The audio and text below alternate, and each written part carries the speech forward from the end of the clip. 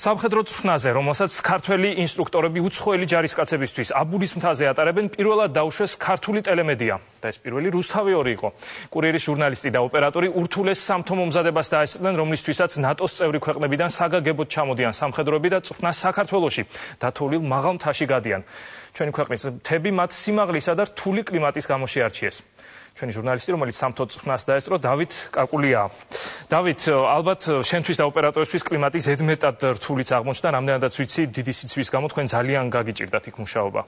ბუნებრივია, აბულის მთაზე საშუალო ტემპერატურა ზამთარში არის -15 გრადუსი, ამას ემატება დრო გამოშვებით ქარბუქი, ძლიერი თოვლი და ძალიან ცუდი ხილვადობა.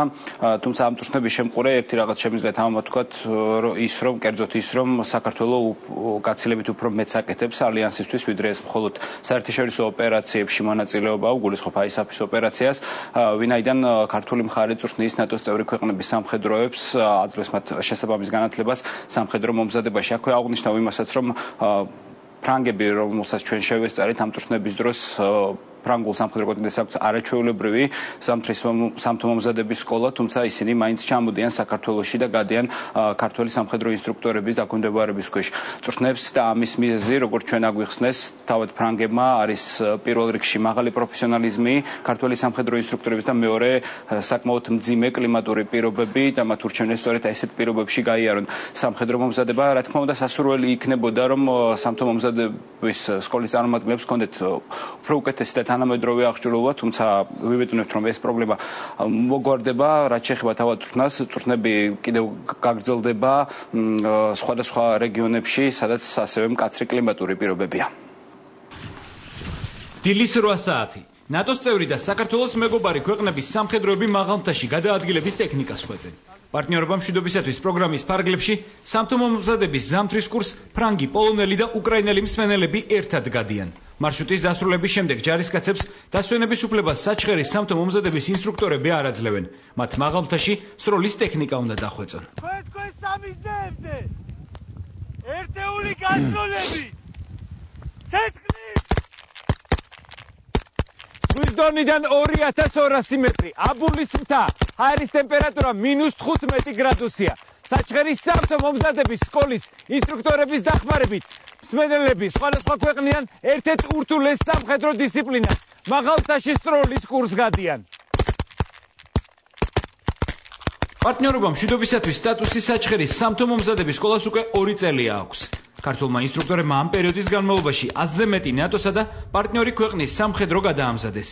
მიუხედავად იმისა, რომ ნატოს წევრ ქვეყნებს საუკეთესო სამთო მომზადების სკოლები აქვთ, სამხედროებს საქართველოში კვალიფიკაციის ასამაღლებლად მუდმივად აგზავნიან. ჯერ პირველ რიგში საქართველოში ვთავაზობთ ინსტრუქტორების მხრიდან სრულ პროფესიონალებს, რომელიც გადამზადებული არიან სხვადასხვა ქვეყნებში, როგორიც არის საფრანგეთი, ნორვეგია, შვეიცარია და ასევე ადგილზევე ვთავაზობთ მათ სასწავლო პროგრამას მეტად საინტერესოს, რომელიც არის მეტად ადვილად შესასრულებელი მათთვის.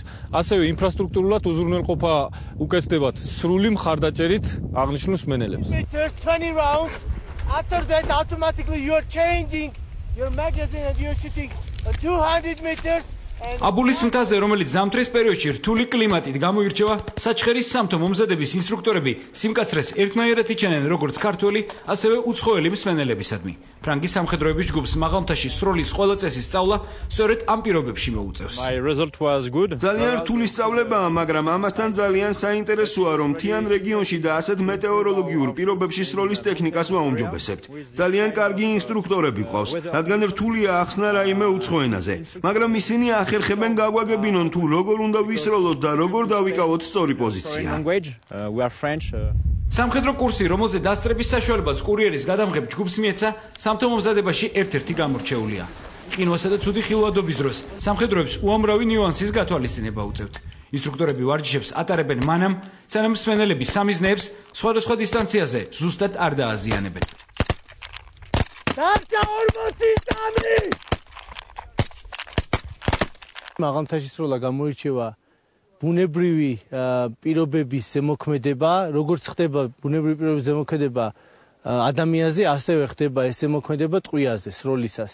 აქ არის სიმაღლის ეფექტი, აქ არის ხილვადობის ეფექტი, აქ არის სიცივის ეფექტი და აქ არის მზისგან არანაკლი, ანუ თოვლი და თეთრი საფარი. ეს ყველაფერი ზემოქმედებს მსროლელზეც და საბრძოლო დავალების შესრულებაზე. თითოეულ ქვედანაყოფს აუცილებელია ეს კურსი გავლილი ქონდეს. იმიტომ რომ პრაქტიკულად ნახონ თუ როგორი რთულია მიზნის მიღწევა მაღალ მთაში.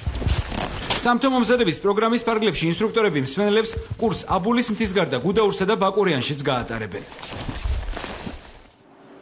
საჩხერის სამთო მომზადების სკოლას აქვს როგორც ზამთრის კურსი, ასევე ზაფხულის კურსები, რომელიც არანაკლები სირთულით გამოირჩევა.